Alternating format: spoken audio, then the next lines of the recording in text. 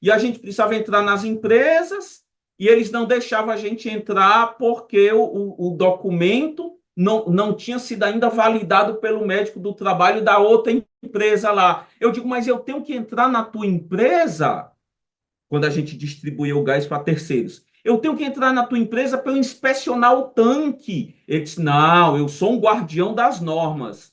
Eu não posso deixar você entrar aqui. Eu digo, mas olha, se Olha o eu não risco, entrar para o risco. inspecionar o meu tanque, que é meu, e está dentro da tua empresa, ele pode ir para os ares e a responsabilidade é sua. Eu vou documentar isso. Então, as pessoas não tinham noção de verdadeiramente onde e como gerenciar o risco. Olá pessoal, eu sou Alexandre Guzmão da revista Proteção, estou aqui para apresentar mais uma edição do Proteção Tendências. Hoje o meu entrevistado é o engenheiro Gilval Menezes, que é engenheiro civil, engenheiro de segurança do trabalho com MBA em gestão empresarial pela Fundação Getúlio Vargas. O Gilval trabalhou em várias empresas, especialmente no setor de gás, e hoje é consultor trabalhando em temas ligados a mudanças culturais, como uma segurança diferente.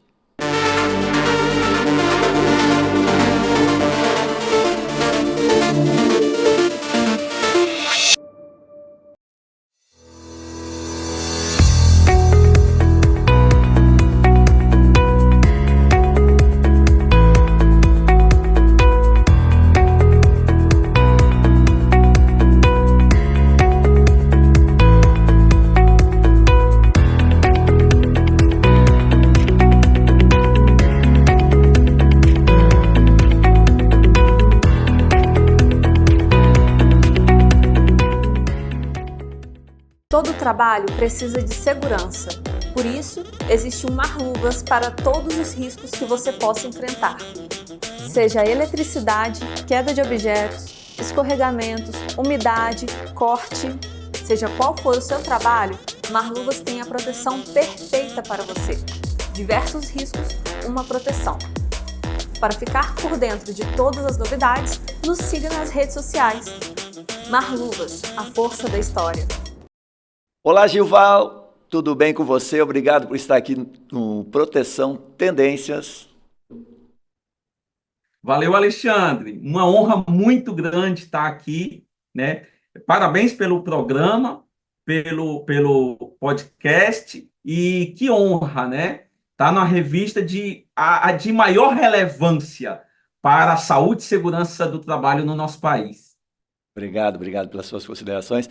Bom, Gilval, você é um profissional que atua há muitos anos. Não vou falar muito, né? Porque a gente já está passando já do Cabo da Boa Esperança aí, né? Já passou dos Que bom, cinquentão, né? Que bom, né? que bom. É muito bom E passar dos 50. você tem uma experiência muito grande em empresas, grandes empresas aí do belo Ceará. Você hoje está em Fortaleza, né?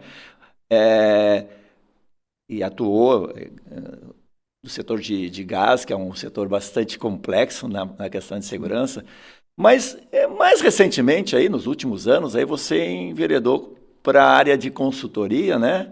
Hoje é parceiro de outros dois grandes profissionais aí na consultoria Segurança Diferente, que exatamente fala dessa coisa chamada segurança diferente, que hoje em Exatamente. dia tu fala em nova segurança, nova, né, Sim. novas visões, tem um monte de Vamos nomes esclarecer legais aí que isso, estão né? falando.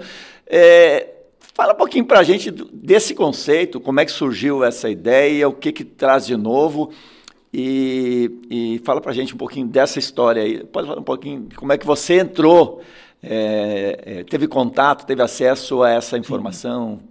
Conta pra gente. Joia, vamos lá, vamos lá.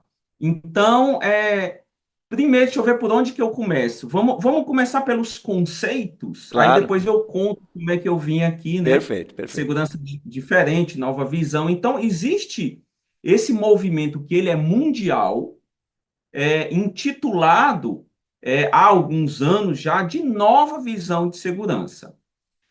Então, o que é essa nova visão de segurança? A nova visão de segurança veio de um pensamento diferente do pensamento tradicional, do comportamento humano, de atuar no comportamento. Então veio esse outro pensamento, essa outra escola, né, da psicologia, mais holística. Vamos entender o contexto no qual o trabalhador está inserido. Então, há esses movimentos que começou com as organizações de alta confiabilidade, vamos dizer, no início dos anos 80, e depois veio com a engenharia de resiliência. E aí, já nos anos 2000, foram cunhados novos termos, como segurança 2.0, do dinamarquês Erik Hollnagel, e já 2014, então, Sidney Dekker cunhou o termo safety differently, que seria, a tradução literal seria segurança diferentemente. Uhum. Safety differently, né? Logo em seguida veio o Todd Conklin, que ele já tinha bebido de todas essas fontes que eu citei, e ele tinha um movimento chamado Human Performance, ou desempenho humano, e ele apenas colocou o O de organizacional, que veio a forma mais prática, Alexandre, de se colocar isso dentro de uma empresa, de, vamos dizer assim, de implementar, que é o HOP. Human and Organizational Performance, desempenho humano e organizacional. E inspirado pelo Sidney Dekker, Safety Differently, a gente decidiu, eu, Paulo Gomes e Hugo Ribeiro, nós três, contando ainda com o auxílio de uma grande pessoa, um grande estudioso pesquisador da segurança do trabalho chamado Gustavo Duca, é o nosso parceiro também, faz uns trabalhos conosco, né? Quando a gente precisa, chama ele também. Isso nos inspirou e a gente montou essa consultoria chamada Segurança Diferente, né? E aí eu trabalhei 23 anos com gás e liquefeito de petróleo, como você falou, muito complexo. Estando aqui em Fortaleza, porque a sede da empresa é aqui em Fortaleza, terra de muitos empreendedores, sou bairrista e sei que aqui é terra de gente muito Torcedor inteligente, do Fortaleza, muito trabalhadora. torcedor do Fortaleza ou do Ceará?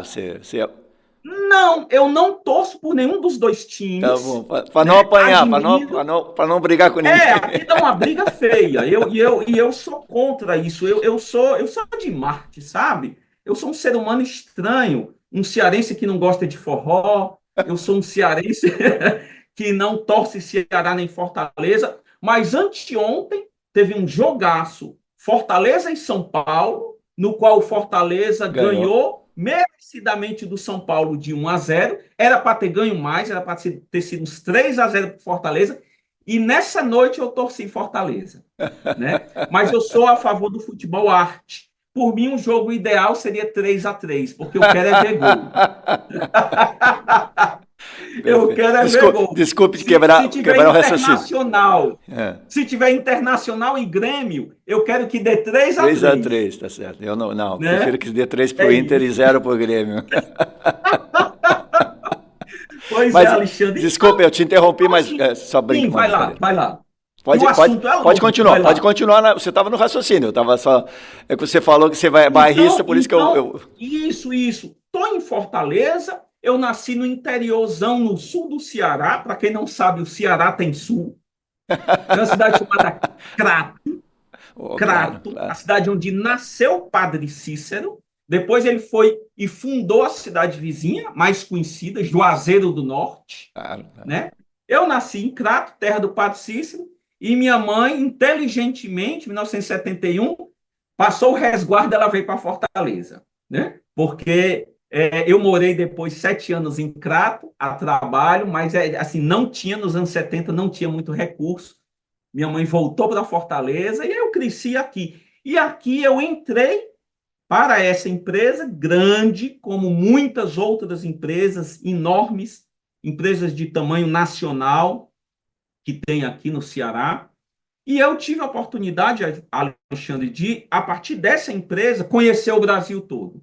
porque nós atuávamos de Vamos dizer, é a Macapá, Nacional Gás, né, que você está falando, é uma grande empresa do Nacional setor de Gás gás. Butano, É uma né? grande, conhecida Nacional nacionalmente. Gás Butano, distribuidora, Claro, trabalho da empresa do grupo Edson Queiroz, claro, claro, uma grande né? Onde empresa. eu tenho uma honra muito grande de ter trabalhado durante 23 anos. Uma empresa que atua de Macapá a Canoas, aí na sua terra. Então, conheci esse Brasil todo graças à Nacional Gás e tive chance, Alexandre, de trabalhar em diversos setores, principalmente na área técnica, que é a área da operação do gás, a área da engenharia de manutenção, né, que é a técnica, é a engenharia geral, como eu brinco.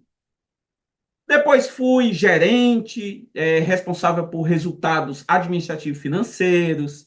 Depois voltei para a área técnica. Depois fui gerente de novo. Foi uma carreira ascendente e depois em Y, né? E aí eu me especializei na área, me especializei por necessidade do negócio e por interesse meu, me desenvolvi na área de sistemas de combate a incêndio. Sistemas É, uma de, empresa de combate a de gás, óbvio, tem que estar muito bem preparada para as grandes muito, emergências, né? muito. Então, tem E todo toda essa sentido. parte de, de, de plano de ações Claro, emergenciais, claro, claro. né? Toda essa parte de PAN, plano de auxílio mútuo, Mútuo. porque geralmente a empresa está num polo petroquímico, então tem que ter o apoio de todas. Então, essa visão assim, a gente já começou a desenvolver. Essa visão assim de interdisciplinaridade, né? E quando eu comecei a me aprofundar no sistema de combate a incêndio, estudar sozinho e consultar normas, e principalmente as normas americanas, que são as NFPA. referências NFPA. mundiais, né, como a norma ASME, a STM, e aí NFPA, principalmente a NFPA, NFPA, sim, claro. NFPA principalmente, estudava, comprávamos a norma diretamente da NFPA, estudávamos as normas. Aí me deu vontade, rapaz, com mais de 40 anos, eu digo, vou voltar para o banco da escola, que eu nunca parei de estudar, nunca parei de estudar, nunca parei de estudar. Eu digo, vou voltar para o banco da escola, porque finalmente eu quero estudar essa danada dessa engenharia de segurança que eu tinha tanto preconceito. Te juro, Alexandre. Você não era engenheiro, então, todo esse período? Quanto tempo? Quando você se formou, Não, então, só para mim? nossa, eu atuei vamos colocar aqui, por uns 16 anos na área de óleo e gás, trabalhando com engenharia geral, parte Interessante. de sistema de proteção contra descarga atmosférica, né, NBR Mas isso já 5419, é estudei segurança muito. também, né? Isso já era um pouco de segurança, né? Na Então, prática, né? então, eu estudava isso por Claro, causa do meu trabalho.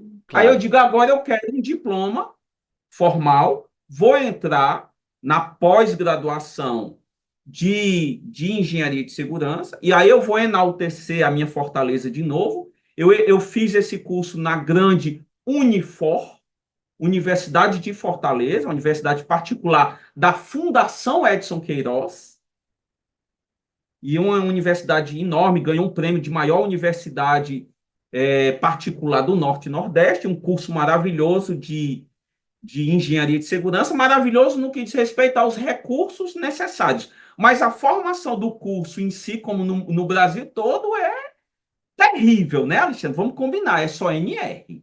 Isso no Brasil todo, com raríssimas exceções. E eu odiei o curso, pensei em trancar várias vezes, mas digo, não, eu tenho que terminar. Deixa eu só Terminei esse fazer uma curso. provocação para você aqui, já que Vamos você lá. falou nisso. Você, então, lá dos seus 20 e poucos anos, aí, 23 anos que você teve da Nacional, então, 16 você foi não SESMIT, vamos dizer assim, oficialmente Não fui nem... SESMIT, não. Talvez Não. nunca foi SESMIT, não sei, né? Mas assim, Fui como é que... Tá, SESMIT mas nos depois... últimos Tá, anos. tá. Mas como é que você via o SESMIT? Aí que eu quero ver. Você não era Exatamente. engenheiro de segurança, você Não. era engenheiro. Como é que você via Sim. os chatos do SESMIT lá incomodando? Muito mal. Não era É isso que eu lá, queria. era em tudo que era indústria. Porque é o seguinte, olha só que Ô, pessoal, interessante. eu estou falando chato, eu estou falando como as pessoas, eu não acho que ninguém do CERN tinha Sim, chato. sim, Daqui a pouco vamos fazer um nós corte aqui, precisamos. os moldes que o CERN tinha chato. Eu estou falando como as Não, pessoas às vezes tratam o CERN, vamos deixar bem claro. Tá bom. exatamente. E eu tenho a grande oportunidade de ter visto durante muitos anos o SESMIT de fora, porque eu não era SESMIT. Eu não era SESMIT. Então, veja, a minha. E eu não vou falar mal do SESMIT da minha empresa. Eu vou falar mal do SESMIT geral, porque enquanto distribuidora de gás, eu tinha que entrar nas indústrias também. Imagine você um restaurante que consome gás, um hospital. Imagine você uma grande indústria de alimentos que usa o gás, uma grande. E Então, eu você está entrei nas levando, empresas. e vamos ser objetivos, você está levando para aquela empresa um risco, você está levando um produto que é perigoso, então é Perfeito. complicado. Então tem todo um estresse aí que Tem, é assim, você. tem todo um É. risco, Uhum. mas que ele é extremamente Não, mitigado não, eu só estou dizendo. pelo cumprimento. Não, mas vamos lá. Por que é que eu. A minha visão sobre o SESMIT? Porque o risco ele é extremamente mitigado com o cumprimento das normas e a interação correta dos operadores, motorista do caminhão, o Claro, ajudante claro, claro, operador, claro, claro. a interação deles dentro dessa indústria, Se tudo tiver seguindo os certo, ditames, não tem problema, né? Tem que estar seguindo bem os integrado. ditames da norma e seguindo os ditames da empresa, que são muito superiores à norma. Claro, Pelo menos na minha experiência, claro. enquanto era da Nacional Gás. Mas a dificuldade era justamente, resumindo, o SESMIT confunde a segurança ocupacional com a segurança de processo. O SESMIT confunde o compliance, documentação, incluindo treinamentos e exames médico-ocupacionais, com acidentes graves de incêndio e, quiçá, explosões. Então, essa relação foi o que sempre me incomodou. Eu ia para reuniões de CIPA e os caras estavam discutindo porque tinha muito formigueiro não sei aonde, porque alguém torceu o tornozelo e temos que melhorar aquele aclive do A rampa. estacionamento até o escritório e a gente trabalhando com as inspeções de vasos e tal. Eu digo, gente, vocês estão esquecendo do maior risco.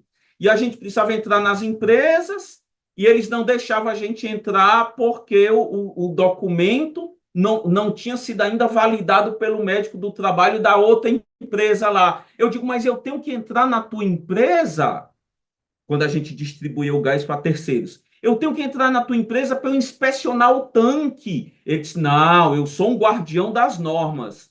Eu não posso deixar você entrar aqui. Eu digo, mas olha, se Olha o eu não risco, entrar para o risco. inspecionar o meu tanque, que é meu, e está dentro da tua empresa, ele pode ir para os ares e a responsabilidade é sua. Eu vou documentar isso. Então, as pessoas não tinham noção de verdadeiramente onde e como gerenciar o risco.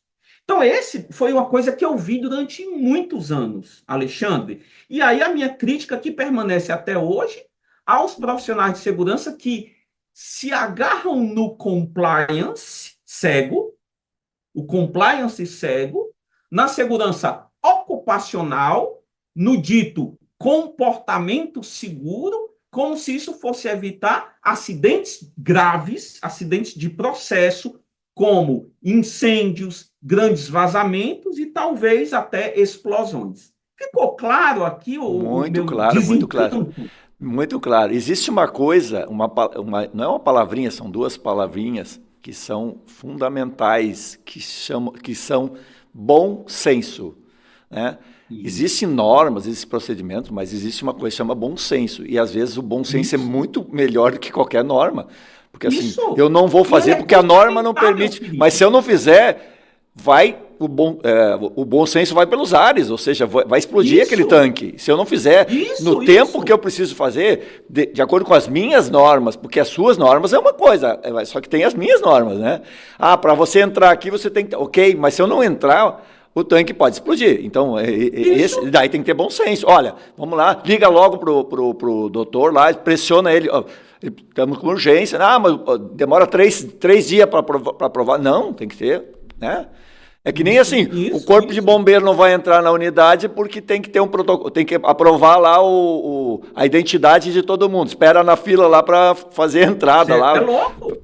Dar um crachá pro cara. Não, na hora da emergência tem que ter bom senso. Ou seja, libera a porta e entra todo mundo, né? Que tiver que entrar. E o bom senso, ele é para interpretar e, quando necessário, não cumprir na íntegra aquele ponto que está nos atrapalhando, mas ele é também para eu ir além da norma. Eu lembro um caso muito, muito exemplar.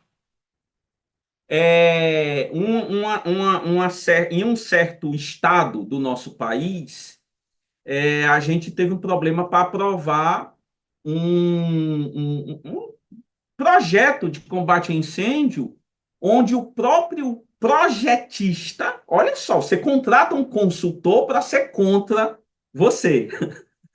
É isso que eu não entendo. Por isso que eu disse assim, um dia eu vou ser consultor, mas eu vou ser consultor para facilitar o trabalho das empresas e não para completar. Porque quando a gente contratava consultor, terminava a reunião, eu saía com um monte de trabalho e o consultor nada. Passava todo o pepino para você e você tinha que trabalhar e o consultor só dava... para mim, cheio de trabalho. Eu digo, quando eu for consultor, eu vou ser diferente, né?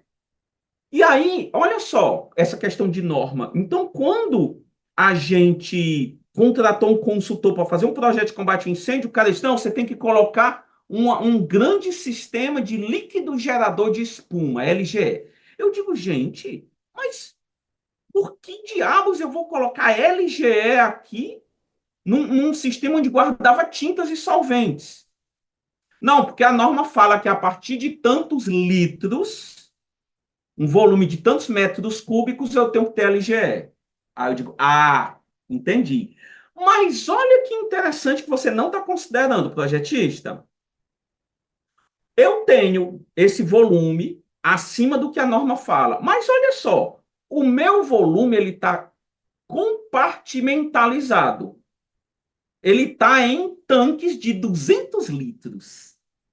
Isso significa que é completamente diferente de eu ter um volume e tal, onde quando ele pegar fogo, e é solvente, ele vai pegar fogo na superfície, não vai explodir. Quando ele começar a pegar fogo, aí eu preciso do LGE, porque ele vai queimar, ele vai abafar a superfície e isolar o combustível do comburente básico de combustíveis líquidos, né? Líquidos inflamáveis, na verdade. Mas veja, o meu sistema é diferente. O meu sistema, por uma necessidade do meu processo, eu guardo tintas e solventes em containers, em tambores de 200 litros. Eu não vou ter uma combustão de tantos metros cúbicos de uma vez só. Eu posso ter um efeito dominó. Como é que todas as normas de combustíveis e líquidos inflamáveis lidam com a prevenção do efeito dominó, distanciamento?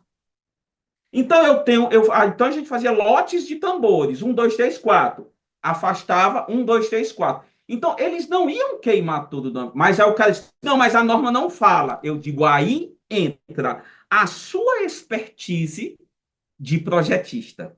Porque imagine eu, que não sou projetista, eu sou apenas um cliente que me debruço muito sobre os nossos sistemas de combate a incêndio. E eu sei disso, imagine você, que tem uma expertise enorme em sistema de combate a incêndio. E o cara não queria. No final, esse consultor declinou e disse, eu não vou fazer, porque o cliente não quer, eu não vou submeter isso ao corpo de bombeiro. E declinou. Sim, então, é além do bom senso. Eu tenho que ir além do bom senso. Eu tenho que pegar a minha expertise, entender como é a física do combustível, como é o funcionamento do meu processo e aplicar a norma dentro daquele meu contexto, que é uma coisa tão importante nessa nova visão de segurança. O que ele poderia propor é um afastamento maior do que estava lá, talvez, tá um pouco, teria que ser tantos metros a mais do que, né, mas é porque assim, a empresa tem lá, na soma de suas unidades, só que estão quilômetros de distância, né? Então, se for somar tudo, tem que ter. Não, é compartimentalização, que é uma das técnicas da engenharia de incêndio, é exatamente compartimentalizar. É exatamente a base, o cerne da engenharia de combate a incêndio são os distanciamentos. É isso que salva vidas, né? Muito legal. Mas é complicado. Aí a gente volta. Sim. Fizemos uma volta aqui, mas eu acho que está legal, acho que está bem. Tá legal. Não, mas foi perfeita toda essa volta, porque a gente volta para a questão do contexto. Uhum. O contexto, ele tem que ajudar os profissionais de segurança, através da visão do contexto, a se livrar do compliance cego. É isso que a nova visão de segurança, é isso que o HOP fala, né? HOP, desempenho humano e organizacional, que é o que a gente mais trabalha. É isso que ele fala. Nós temos que ver o contexto daquela fábrica, que aí tem os princípios do HOP. O quarto princípio, depois a gente volta para o primeiro, que é o cerne de toda essa mudança. Mas o quarto princípio do HOP, ele fala, o contexto direciona o comportamento. Então a gente fica falando de erro humano, de comportamento seguro, mas espera. Qual é o contexto daquela fábrica? Qual é o contexto daquela cidade? Qual é o contexto do mundo? Imagina o mundo na pandemia, um contexto completamente diferente. E aí você fica a julgar somente o comportamento daquela pessoa, como se ela vivesse numa bolha. Então, isso é a nova visão. Eu entender o contexto para eu melhor aplicar as normas e entender o comportamento das pessoas. Principalmente o comportamento das pessoas vivendo em sociedade. Por isso que a psicologia social ela é tão mais influente na nova visão de segurança do que a psicologia comportamental, né, que veio do behaviorismo. Deixa eu aproveitar que você falou, eu achei muito interessante a sua abordagem. Quando a gente está falando, nós estamos falando de uma coisa mundial, uma tendência mundial e tal. Sim. Quando a gente fala no Brasil, a gente tem uma cultura muito legalista, principalmente na segurança do trabalho, que é extremamente normatizada, e tem que ter, não estou dizendo que tem que ter, mas a gente tem uma visão muito, muito legalista, muito do... você falou do compliance e tal, mas exatamente, eu vou fazer porque a norma manda, porque você falou do exemplo do outra, né, anteriormente já também falou um pouquinho disso. Como é que isso é diferente em outros países? Porque assim, eu acho que no Brasil a gente tem... nós temos um país mais legalista do que... Legalista no sentido de limitação de visão e de menos bom senso e mais, eu vou fazer, mesmo que esteja errado, eu vou fazer, porque a gente é muito... e a gente descumpre muito a norma, né? Também tem outro lado, a gente adora fazer leis. O país é um case para a gente estudar. Mas a péssima notícia para você é que isso é um problema mundial. A gente tem estudado, né, esse movimento da nova visão de segurança é um movimento mundial, não fomos nós que inventamos aqui, né? A gente dá o contexto brasileiro, porque a cultura do nosso país, ela fala muito, né, sobre a gente, como é que a gente interpreta as normas, como é que a gente cumpre ou como a gente não cumpre, né? A pesquisadora Carmen Migueles, que se você não entrevistou, você precisa entrevistá-la ainda. Ela fala muito dessa cultura brasileira, escreveu um artigo científico sobre a cultura brasileira dentro da segurança do trabalho. É uma coisa que influencia muito, mas no mundo todo a segurança do trabalho, ela tem essa coisa do compliance pelo compliance, né? O autor Sidney Dekker, que muito nos inspira, ele até escreveu um livro maravilhoso chamado Foundations of Safety Science, né? que são eu traduzo livremente como as bases da ciência da segurança, né? Depois eu estou fazendo uns episódios no YouTube sobre esse livro. Ah, legal, legal. Depois você me lembra de eu comentar. Então, Sidney Dekker, ele é um dos defensores de que o compliance pelo compliance, ele não vai evitar acidente. Claro que não. Eu preciso ir além do compliance. A regra é importante. Nós temos NRs fantásticas, nós temos uma CLT que é muito boa para o trabalhador. Vamos além, Alexandre. Nós temos uma legislação ambiental que é exemplo no mundo, mas a gente precisa ir além. A gente precisa ir além da legislação. Porque, vamos pegar aqui um exemplo pequeno para ficar mais fácil para os nossos telespectadores. Imagine um procedimento. Então, eu tenho aqui um setor dentro da minha empresa e eu tenho um procedimento que rege o funcionamento desse setor. Beleza. Olha, o procedimento, ele é, primeiro, uma diretriz genérica, como a gente deve fazer o trabalho.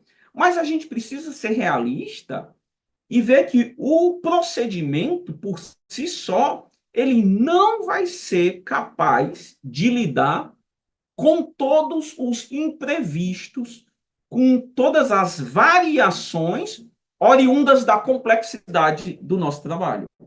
A gente trabalha num ambiente complexo há muitos anos. E assim, com muita liberdade, eu digo que só agora, de poucos anos para cá, a gente passou a perceber essa complexidade no nosso trabalho e a gente ainda não está sabendo lidar com essa complexidade. Volta para o procedimento. Como é que um procedimento vai ser capaz de prever todos os imprevistos? Imagina o procedimento agora de manutenção, Alexandre, onde eu vou desmontar uma peça, tem um rolamento, tem um mancal. Ora, como é que eu vou prever tudo o que vai acontecer? Pega uma manutenção corretiva. A corretiva é justamente aquilo que não estava previsto. A máquina quebrou e deixou a gente na mão. Eu vou abrir, o procedimento vai dar uma série, tem um manual do fabricante, a NR12 pede isso, mas vai ter muito do conhecimento tácito do mecânico. Ele é que vai saber, cara, isso aqui, tal, tal, tal, né? Então, a nova visão de segurança, ela não defende uma anarquia geral, mas ela diz que os trabalhadores, os operadores, os mantenedores, né, mecânico, eletricista, eletrotécnico, esses caras que estão na base da hierarquia da empresa, esses caras têm conhecimento tácito devido ao trabalho deles de muitos anos, que eles vão precisar ir, né, além do procedimento. Sidney Dekker fala, de novo, as pessoas não são um problema a ser resolvidos. Como a segurança tradicional pensa, as pessoas são um problema. Eu tenho que conscientizar, eu tenho que forçar a ter um comportamento seguro. Sidney Dekker diz, eles não são um problema a ser resolvido. Eles são os solucionadores de problema. Aí faz toda a diferença, Alexandre. É verdade. E às vezes a gente trata, né, a segurança convencional, né, digamos, a gente sempre tratou o trabalhador um pouco como alguém que precisa ser fiscalizado, né? E eu acho que você falou muito bem, ó, vamos imaginar, um processo de trabalho ele tem evolução constante, né? A gente tem normas que são feitas com base no passado e não no futuro, porque não pode prever o que vai acontecer. Então a norma não pode ser o balizador, né? A norma é um padrão que deve ser respeitado, mas nós temos que ir além da norma. E às vezes o além da norma é até, de certa forma, descumprir a norma. Eu acho que até em algum momento eu vou descumprir a norma. Em algum momento vai ser necessário. Porque eu vou ser diferente. Em algum momento vai ser necessário. Sim. Agora, olha que interessante como você falou. A norma, ela tá vendo o passado. E eu estou hoje no presente trabalhando e vejo que a norma está incompleta. O que a gente vai fazer? Então, a ANR tem comissão tripartite, as normas ABNT, elas têm os CBs, né? Eu tive a grande honra de participar durante mais de 2 anos, indo na época que não tinha Teams nem Zoom, ou a gente não sabia que eles existiam. Eu tinha que ir para São Paulo todo mês para discutir normas, né, da área de gás, e a gente melhorava a norma. Agora, pega de novo um procedimento, que eu gosto do exemplo do procedimento, que é um ambiente micro. Fica mais fácil da gente ver. Ora, a norma ISO 9001 já fala na melhoria contínua. Quando eu giro o ciclo PDCA, eu vou reescrever o procedimento com todos os feedbacks, né? As lições aprendidas que eu tive das auditorias, deveria ter da experiência do usuário, que é o retorno da experiência, que a gente faz muito pouco. Então, aí eu melhoro o procedimento. O nome disso é melhoria contínua. O japonês chama isso de Kaizen. O sistema Toyota está há quantos anos defendendo isso? E quando eu digo que o procedimento é absoluto e eu tenho que segui-lo e eu não posso desviar, eu matei a melhoria contínua, assassinei, e aí você me convida para o sepultamento e para a missa de sétimo dia. Eu já estou aqui de luto, eu asseguro a minha participação. Muito legal. Que mata a melhoria contínua, né? Claro, claro, claro. Só para dar um exemplo bem simples de uma coisa que é padrão. Nós temos a ANR que trata dos EPIs, né? Uma norma específica que exige o CA, né? Então, Sim. Só que essa norma foi criada nos anos 70 e com toda a qualidade e tal. Vamos imaginar uma luva. A maioria, né, das normas, muito importante, os anos 70 para o Brasil. Vamos imaginar uma luva, então, tá? A gente estava falando de inclusão, né? Aí vamos imaginar um trabalhador que perdeu esses 2 dedos aqui. Sim. Aí ele tem que usar uma luva. Aí eu vou comprar a luva. Aí a empresa que faz a luva tinha que fazer um CA para uma luva com 3 dedos. Aí tinha um trabalhador com... para não ficar pendurado, né? Não, e daí o outro perdeu esse dedo aqui e a outra. Então, imagina uma fábrica tinha que fazer uma luva e não faz uma luva, ela faz vários modelos, então teria que fazer. Então é quase uma customização. Então, qual é o bom senso? Eu pegaria aquela luva e eu fecharia, porque o problema é que ficaria solto lá, ele poderia usar os 3 dedos, mas ia ficar 2 dedos soltos. Eu corto isso, né? Então, isso é bom senso. Aí, por muito tempo, o Ministério do Trabalho não aceitou que a empresa fizesse essa adaptação, que é bom senso. E daí, esse trabalhador... Então, o que acontecia? Ou esse trabalhador estava ilegal trabalhando, ou ele não estava trabalhando. Porque ele não tinha uma luva de proteção, porque não tinha empresa que fizesse um CA com uma luva de 3 dedos. Olha que loucura isso. É loucura. Ou pior, aí nós vamos entrar agora num assunto que a segurança do trabalho entra muito pouco. Está entrando agora, graças a Deus, mas vamos lá. Eu perdi 2 dedos aqui, tá? Só tenho esses 3. Eu uso uma luva e não me é permitido fazer nenhuma adaptação aqui. Não posso cortar, não adianta eu passar uma fita, porque o meu trabalho, essa fita cai e tal. E eu sou obrigado a trabalhar com a luva pendurada aqui, uma coisa absurda, me lembrando o tempo todo e lembrando os meus colegas que eu não tenho os 2 dedos e fica a luva aqui abanando, né, porque está vazio. Como é que esse trabalhador se sente? Sim. Tendo que trabalhar com a luva de inclusão, ridícula, né? Cadê a inclusão? Como é que esse trabalhador se sente? Aí agora está entrando em pauta a saúde mental, a saúde emocional. Como é que é a saúde emocional de um trabalhador que tem que usar uma luva que está o tempo todo denunciando e lembrando, né, do acidente dele? É uma questão de respeito. É uma questão de... Aí a gente pode ir longe, a gente pode ir na questão da placa de dias sem acidentes. Como você se sentiria, Alexandre? Você sofreu um acidente na sua indústria, você volta 3 dias depois do Está seu escrito, há acidente, já 3 dias sem recuperado. acidentes. Quando você entra, a placa está lá, 003.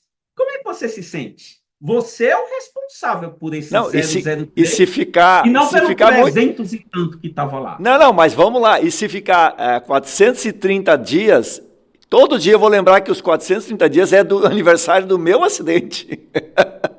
Olha que loucura. É a Todo comemoração do dia você vai aniversário do ser meu lembrado acidente. disso. E as É, pessoas, olha a inversão de valores. E quando eu digo que a placa de dias sem acidentes, ela não serve para nada, a não ser para depor contra as pessoas e tal. As pessoas dizem, não, Gilval, mas você é radical, está mandando derrubar a placa. Eu digo, gente, quando a gente evolui, o que é a evolução? É você deixar de fazer algumas coisas e passar a fazer outras. Eu deixo de ser. Vou pegar 2 exemplos meus. Eu deixo de ser sedentário e passo a criar vergonha na cara e ocupar, né, frequentar a academia do meu prédio, que tem aqui no térreo. Eu deixei um hábito de ser sedentário. claro. Eu estou fazendo um tratamento agora de estômago, então eu deixo de consumir cafeína, porque eu descobri que me faz muito mal, e passo a ter um outro tipo de alimentação. Então, gente, quando eu quero melhorar, evoluir, eu deixo de fazer Tem que algumas mudar. coisas e passo a fazer outras. Não há nada de radical nisso, é tradicional de toda mudança, né? Então você deixa de fazer algumas coisas. Mas, Gilval, não é importante eu lembrar quantos dias sem acidentes eu estou? Eu digo que não. Aí vamos para outro conceito importante, Alexandre, porque na nova visão de segurança, no HOP, no Safety Differently, na segurança 2.0, todas essas ciências que são intituladas de uma forma geral no mundo de New View of Safety, nova visão de segurança. A segurança, ela não é a ausência de acidentes. A segurança, ela é a presença de capacidades. Gilval, que viagem! Calma. Vamos pegar então um sinônimo de capacidades. Capacidades são salvaguardas. Capacidades são barreiras. Só para a gente ficar nas capacidades tangíveis. Ora, Alexandre, imagine você está dirigindo o seu carro da sua casa até a sede da revista Proteção. Quando você dirige, né, você está confiando numa série de salvaguardas que o seu carro tem. Eu vou dar um exemplo. Airbag. O airbag é uma grande salvaguarda. Na verdade, eu posso, de uma forma muito simples, dizer que o airbag é uma barreira entre você, o seu peito, seu tórax, seu rosto e a barra de direção ou vidro. Beleza. Imagine você que você está andando há um ano, 365 dias, e tem uma luzinha te avisando que o teu airbag não está funcionando. Você não bateu o carro, você não se lesionou, não tomou nenhum susto, mas você está 365 dias sem acidentes. Foram 365 dias seguros? Não, Alexandre. Você está sem airbag. Então veja, olha como é um conceito simples e revolucionário, porque o que é revolucionário e belo precisa ser simples. A segurança não é o resultado. Talvez o resultado tenha sido sorte.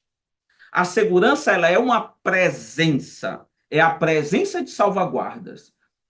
E para a gente trazer isso para dentro da indústria, a NR12.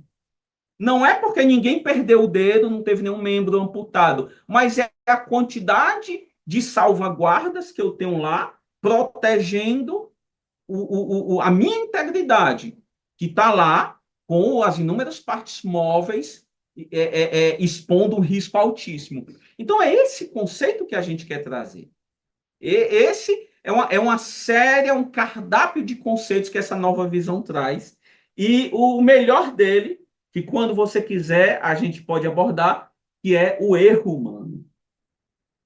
Então, vamos falar do erro humano, então, já que você Bora, provocou, porque na verdade a bora. gente tem um conceito, e eu já te provoco no sentido de o erro humano em gerações diferentes, que a gente tem mudanças Sim, geracionais, né? Que eu acho sim, sim. que cada uma, as novas gerações que estão entrando aí também trazem uma visão, uma abordagem diferente e forma de vida diferente. E cada vez as gerações são mais rápidas, né? A durabilidade, a nossa geração, talvez, né? Teve um ciclo maior, hoje em dia as gerações Sim, mudam mais sim. rapidamente. Isso acaba impactando também Total, total. na absorção dos conceitos de segurança e esse peso todo que a culpa é minha, né? O erro é meu, o erro É, humano. é. O erro humano é algo que vem sendo estudado pela ciência da segurança, as pessoas que realmente se debruçam sobre isso, estudam todas as questões psicológicas do erro, em seguida as questões sistêmicas do erro. Isso é um tema que sempre está presente nos estudos da segurança do trabalho. E essa nova visão, ela nasceu justamente dessa escola diferente que veio sendo trazida, nossa, desde os anos 70, 80, tanta gente estudou o erro humano, e mais precisamente nos anos 90 foi onde teve a parte mais fértil do pesquisador dinamarquês Jens Rasmussen. O Rasmussen, junto com outros, né, estudiosos, como Eric Honecker, também dinamarquês, ele estudou o erro humano, mas dentro de uma visão sistêmica. Então, o erro humano, na opinião desses pesquisadores que fundaram a nova visão de segurança, eles trouxeram uma visão diferente de toda aquela visão tradicional que existe, aquela taxonomia do erro, né? Aquela classificação: erro, deslize, esquecimento, lapso. Eles disseram: não, cara. Mais importante do que eu sair dividindo isso é eu entender o seguinte: independente se foi um lapso de memória ou um erro mesmo de conhecimento, o que acontece é que o erro, ele não é o ponto de partida para eu estudar o acidente. O erro, ele é uma consequência de outras razões sistêmicas, e isso mudou tudo. Então, o mais importante nessa nova visão de segurança é o reconhecimento que nós somos seres falíveis. Então, esse reconhecimento, ele é inicialmente libertador, porque aquele ser humano que tenta a perfeição, que busca a perfeição, ele está muito fadado a ou ir para o divã do psicanalista, ou entrar na fluoxetina, no Rivotril, ou os dois. A busca da perfeição, ela é doentia. Ela é doentia, né? E aqui fala um cara que era extremamente exigente consigo mesmo. E eu demorei muito tempo a me libertar desse perfeccionismo, né? Que ele é tão escravizante, né? Olha só, nós somos seres falíveis. Não tem como eu, biologicamente, estar consciente o tempo todo, né? Então, a gente, durante muito tempo, foi iludido com mente na tarefa, olhos na tarefa. Gente, eu não consigo. Imagine você dirigindo um carro automático. Me desculpe, um carro manual. Lembra do seu último carro manual? Você não pensava em pisar na embreagem, puxar da primeira para a segunda, soltar devagarzinho a embreagem enquanto pisava no acelerador. Essa combinação entre os seus 4 membros que estavam ali, já vinha do automático. A isso a gente dá o nome de heurística. Isso vem do automático, isso é natural. E isso nos poupa energia. Isso nos poupa energia. Biologicamente é provado. Então, em algum momento, nós vamos errar. Nós estamos no automático e vamos errar. A nova visão de segurança aceita a falibilidade humana, ou seja, o fato de que nós somos seres falíveis, nós erramos. Então, se nós erramos, como é que, o sistema está pronto para absorver esse erro? Não é se eu errar, Alexandre, é quando eu errar. Quando eu errar, como é que o sistema vai bloquear esse erro? Né? Quando eu errar, isso são as capacidades. Lembra? Segurança é a presença de capacidade, a presença de barreiras. Né? E a gente falou das barreiras tangíveis. Quando eu meter uma ré e acelerar, o sensor de ré está lá apitando. Pi, pi, pi, pi, pi, pi. Opa, estou fazendo merda aqui. Né? Então, calma. Vou olhar aqui. Tá. Então, o sistema faz isso. Na aviação, o sistema está o tempo todo avisando, porque os pilotos erram, e erram muito. Né? Tive acesso a estudos científicos da aviação, que é a área que mais nos inspira, e os pilotos erram muito, e os sistemas estão lá. Então, não é se eu errar, é quando eu errar. Quando eu errar, o sistema está lá com as barreiras, as capacidades tangíveis. Agora, vamos lá. As redundâncias de proteção para evitar exatamente... Redundâncias de proteção para evitar que o avião caia, no caso da aviação. Perfeito. Para evitar que eu bata o meu carro, para evitar que o avião caia. Alexandre, mas vamos esticar a corda aqui, certo? Aqui no meu Ceará, como é que você chama estilingue?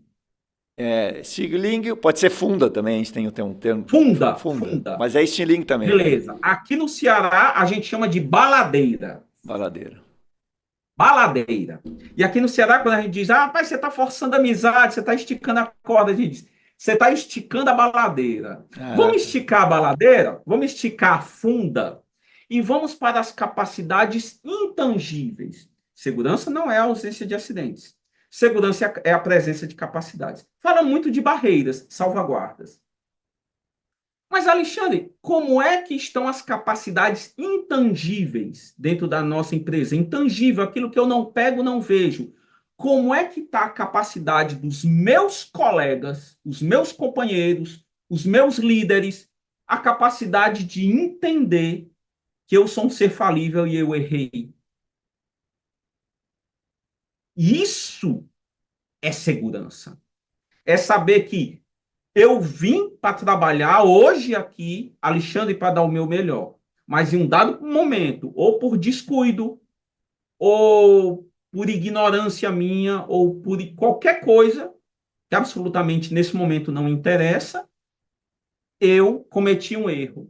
Como é que a empresa agora, enquanto um conjunto de seres humanos, e aí entra a psicologia social, como é que a empresa está pronta para me acolher enquanto ser falível? Ah, Gilval, mas é muito mimimi. Não, porque isso precisa ser colocado em pauta, porque isso nós estamos falando de saúde mental. Eu preciso ser acolhido. E a segurança do trabalho, aí vem aquela minha questão, tudo está relacionado, a gente volta para o início daquela minha questão de não gostar do curso de engenharia de segurança. Pega o curso de técnico de segurança e engenharia de segurança. Qual é a disciplina que nos ensina a acolher verdadeiramente um trabalhador acidentado? Nós não sabemos fazer isso. E isso é necessário a gente começar isso hoje, Alexandre. Muito bom. É longa a nossa luta, né? Nossa, tem muito trabalho pela frente, né? Muitas coisas para serem modificadas, e eu acho que passa muito pela qualidade, digamos, da preparação, né? O profissional de segurança, e a gente desviou muito tempo, e eu acho que a legislação é muito importante, mas a gente sempre focou muito nessas questões normativas e deixou espaço para avaliar outras questões. E na área de segurança, a gente tem espaço para o profissional que é bom, né, bom no acolhimento, que você está falando aí, o outro é mais na investigação, o outro é mais no gerenciamento de equipes, Perfeito. motivação, treinamento. Então, cada um tem as suas particularidades. Isso, E as empresas muitas vezes não percebem isso, né? Porque elas percebem exatamente. aquilo como uma obrigação legal, que é muito ruim, Isso. né? E acabam fazendo aquilo para cumprir uma norma determinada, que obriga a ter Fantástico. aquilo, né? Nossa, você falou sobre duas coisas fantásticas, desde que eu pensei aqui. A primeira, a segurança do trabalho, ela é interdisciplinar. Então, não só o técnico de segurança, o profissional de segurança em geral, independente do nível acadêmico dele, profissional de segurança, seja ele enfermeiro do trabalho, médico do trabalho, psicólogo, que é muito importante dentro da empresa, cada um tem a sua expertise. Eu disse para você que eu desenvolvi a parte de sistema de combate a incêndio, de brigada, né? Então, outras pessoas, elas são muito boas na higiene ocupacional, que é importante também, né? Então, outras pessoas, elas se desenvolvem mais na área da ergonomia. Então, olha a interdisciplinaridade aí, entrando em campo, né? E você falou sobre norma também, e, cara, a lei, a norma, ela não vai te dizer como acolher uma pessoa, porque isso não tem como você prever. Quando uma pessoa se acidentar, ou quando, olha, Alexandre, quando uma pessoa ela provocar um acidente. Então, eu tive fazendo alguns trabalhos sobre, muitos, na verdade, sobre learning teams, que é times de aprendizagem, que é na nova visão, você deixa de fazer investigação de acidente, olha que interessante, e passa a fazer sessões de aprendizagem, eventos de aprendizagem. A palavra aprendizagem, ela foi distorcida há muito tempo, né? E aí, assim, em um É porque caso, em um certo local, investigação tem um peso policial, né? Parece uma coisa de terrível, delegacia de polícia, né? Investigação de terrível, é acidente, né? polícia civil, é terrível, tem um peso enorme. Alexandre, então eu tive uma das primeiras sessões de aprendizagem onde uma pessoa era um líder de um turno em uma indústria, ele tinha provocado um princípio de incêndio.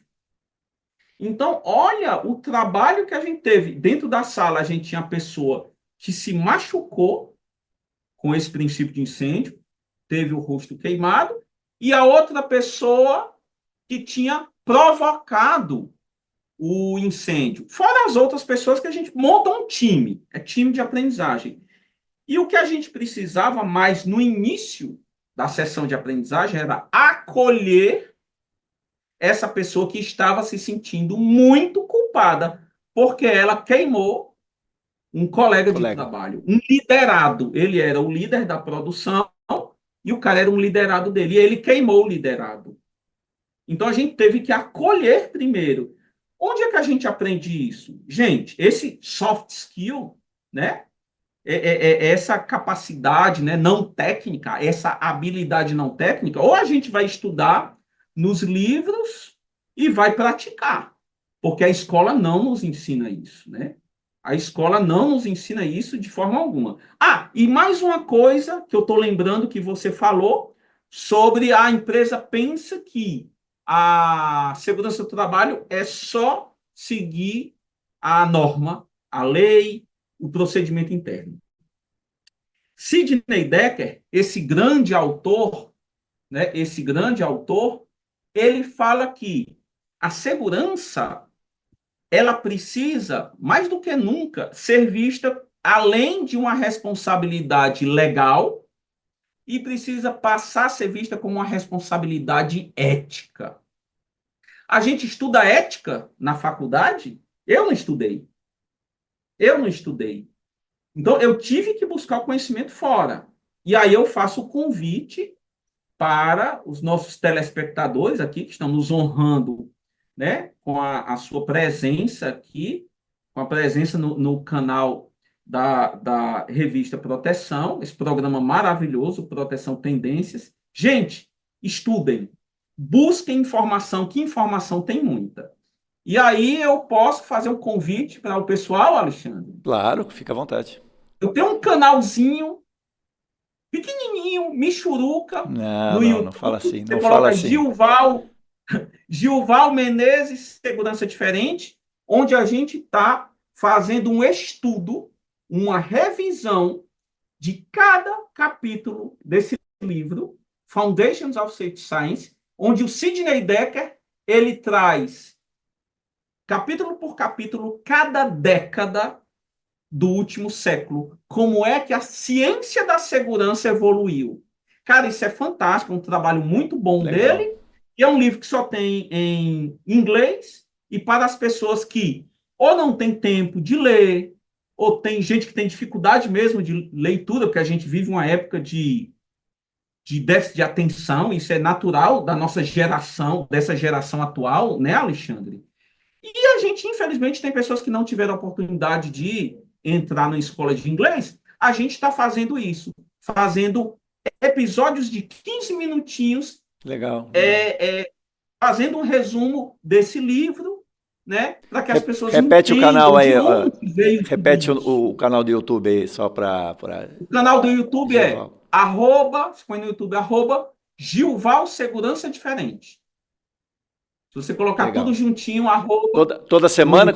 qual é a frequência que vocês estão fazendo? Qual é uma vez por mês? Gilval Segurança Diferente. É quando dá. Ah, tá, É mas tudo bem. quando dá, eu estou Mas já fazendo uma tem vez quanto? por mês. Já tem vários Já lá. temos o episódio 0, que Tá. é a explicação do livro e a ideia da empreitada. Temos o episódio 1, que versa sobre o capítulo 1, e o episódio 2, que versa Tá, sobre o já tem capítulo 2. três Temos 3 para episódios lá, né? assistir, para se Um motivar a capítulo continuar eles falam. assistindo nos próximos, então. Isso. E tá lá no canal para quem quiser De assistir. Eu estou tentando graça, fazer para uma vez disponível por para todo mês, mundo. de Isso aí. graça, em Trabalho português. voluntário aí, então eu entendo que Voluntário total, quando é dá, quando dá. eu entendo bem esse quando dá, porque, claro, a gente gosta de Isso. fazer Porque a as gente coisas, mas precisa nem achar um sempre dá. tempo. Claro. Ir para o estúdio, gravar é um trabalho profissional. A gente vai ao estúdio, grava, né? Tem toda uma preparação, tem um spray, né? Um mousse capilar, né? Dá um pancake, essas coisas todas, né? Dá um Legal, trabalho legal, miserável. A gente conta com uma equipe que revisa o texto, né? legal. Vários amigos revisam o texto, né?